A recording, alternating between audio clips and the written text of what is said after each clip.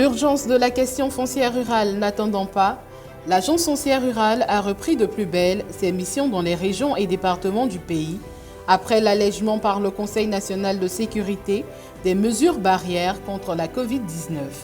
Prenant la forme de missions de numérisation et d'intégration des données des certificats fonciers dans le système d'information foncière, de paiement des appuis aux comités villageois de gestion foncière rurale, de campagne de lancement du projet d'amélioration et de mise en œuvre de la politique foncière rurale de la Côte d'Ivoire PAMOFOR, ou encore de réunions d'accélération des opérations de délimitation des territoires de village dans le cadre du programme d'appui au foncier rural, PAFR, l'objectif demeure le même pour l'AFOR, adresser avec la plus grande rigueur le programme national de sécurisation foncière rurale.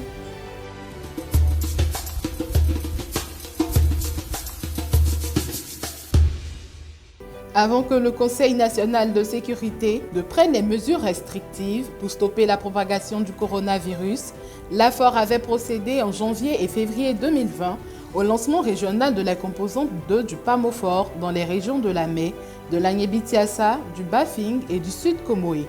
Les deux dernières régions, le Nzi et l'Indénié-Duablin, seront visitées les 3 et 5 juin 2020.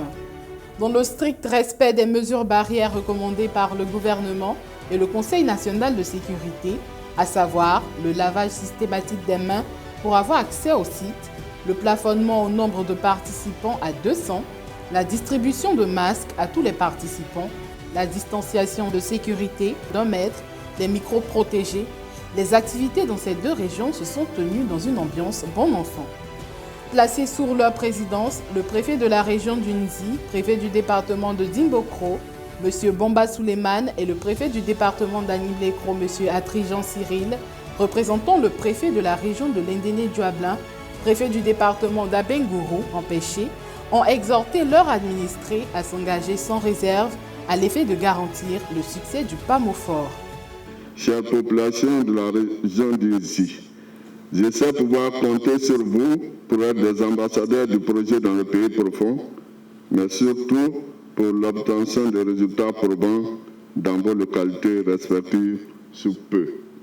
Le ministre Bombachek Daniel à Dimbokro et le directeur général adjoint de l'AFOR, M. David Loué, à Abengourou, expliqueront longuement les avantages du PAMOFOR pour les populations cibles.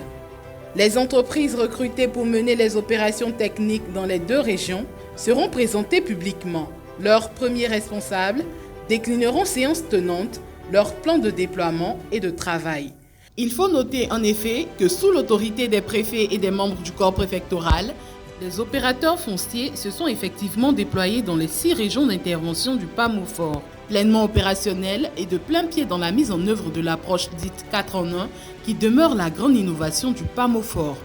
Leur exaltante tâche a débuté par la clarification des règles de droit auprès des acteurs du domaine foncier rural, pendant qu'ils s'activent à la délimitation des territoires de village, à la délivrance des certificats fonciers et à la promotion de la contractualisation entre propriétaires terriens et exploitants agricoles non propriétaires.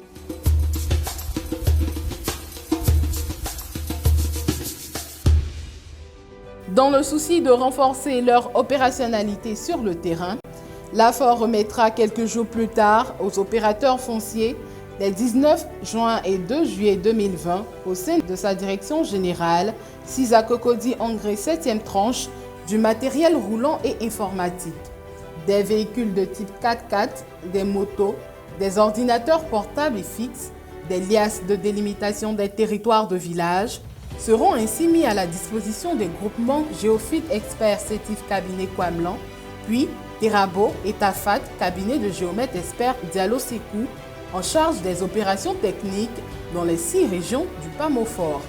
Au cours de ces cérémonies, le directeur général de l'AFOR leur recommandera d'utiliser à bon escient ce matériel aux fins d'atteindre les objectifs escomptés. Le ministre Bombachek Daniel a également instruit les récipiendaires de mettre à la disposition de l'AFOR dans les plus brefs délais un rapport de démarrage effectif de leur activité sur le terrain. Je voudrais compter sur vous pour que dès les semaines à venir, nous voyons vos bureaux effectivement ouverts avec vos personnels, vos premiers contacts avec les préfets. Donc nous sommes dans une logique de partenariat très resserré, parce que le temps joue contre nous tous. Après bientôt 2 ans, nous étions encore dans une phase de maturation, de réflexion. Aujourd'hui, la haute hiérarchie, je veux dire la présidence de la République, la primature, le ministère de l'Agriculture, tout le monde attend maintenant du concret. On veut maintenant des délimitations. On veut maintenant des espaces fonciers qui arrivent en abondance, comme on l'a dit, comme on l'a promis. Aujourd'hui, c'est la phase de clarification, de sensibilisation, d'organisation, de prise de contact avec les populations. Monsieur le directeur général, je vais compter sur vous pour que dans le mois qui vient, vous ayez essaimé sur le terrain et qu'il y ait une véritable prise sur pied avec les préfets sous-préfets. Nous avons montré leur disponibilité et il ne vous appartient plus de créer d'autres processus parallèles pour éviter le conflit électoral à qui le chef de l'État a confié cette mission de suivi, d'accompagnement.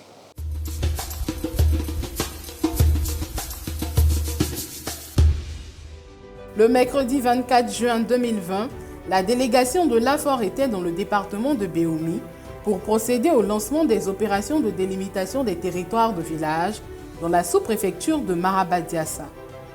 Tous les villages de cette sous-préfecture seront pris en compte par la deuxième phase du programme d'appui au foncier rural PAFR2 lancé en mars 2019 dans 20 départements du pays, dont Botro.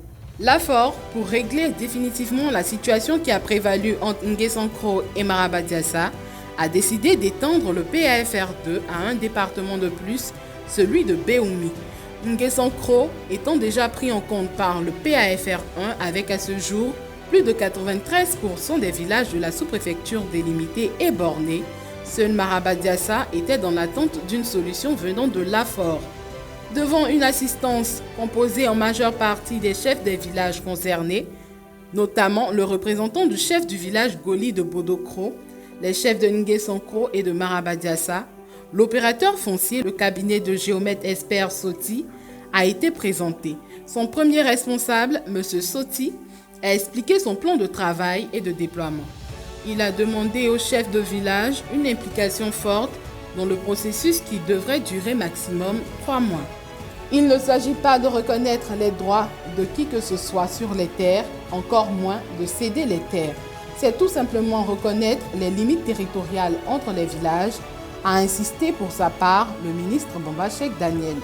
Le directeur général de l'AFOR a remercié le corps préfectoral, les élus et les cadres, avec à leur tête le ministre Sidi Tiemoko Touré, pour avoir amené rapidement le calme entre les communautés.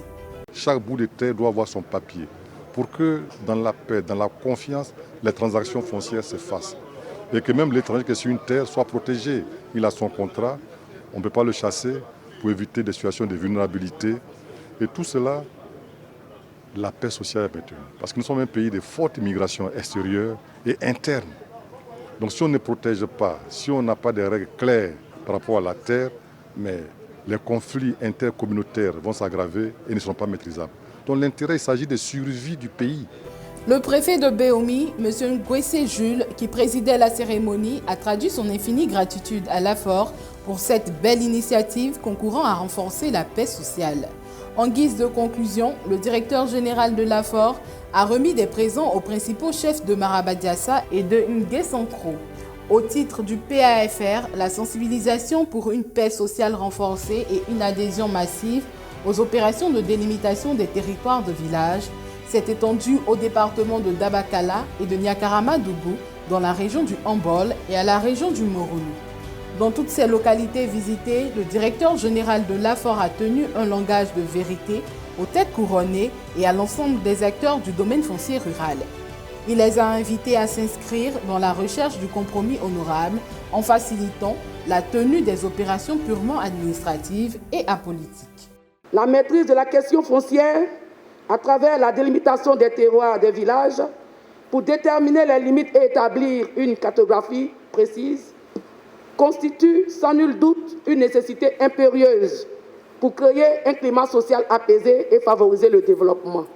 La rencontre de ce jour marque la volonté partagée et l'engagement de tous les acteurs ici présents à réussir le chantier de la mise en œuvre des opérations de délimitation des territoires de village initiés par l'AFOR. Nous, corps préfectoral, nous restons toujours mobilisés, toujours engagés. Nous sommes des hommes de devoir, nous sommes mis en mission. Et donc, ensemble, avec les notabilités coutumières, nous allons tout faire pour que, au bilan prochain, vous soyez satisfaits, que nous-mêmes nous soyons satisfaits d'avoir mis tout en œuvre pour satisfaire notre part de responsabilité, notre part de travail dans ce programme du président de la République et du gouvernement, qui est la délimitation des territoires de village.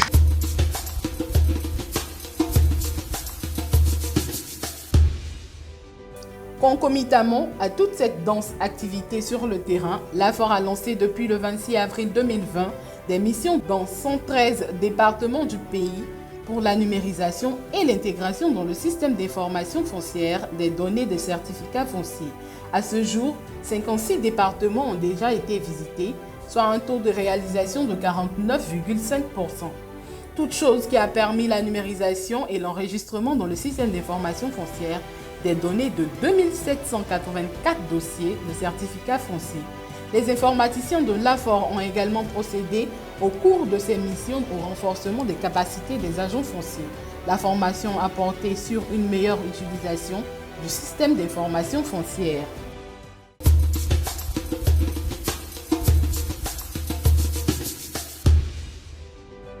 Du 24 mai au 6 juin 2020, la Direction générale de l'AFOR a initié une mission de paiement des appuis au comité villageois de gestion foncière rurale dans le cadre du programme d'appui au foncier rural. Ainsi, 37 départements ont été visités en 2 semaines par 2 équipes de l'AFOR.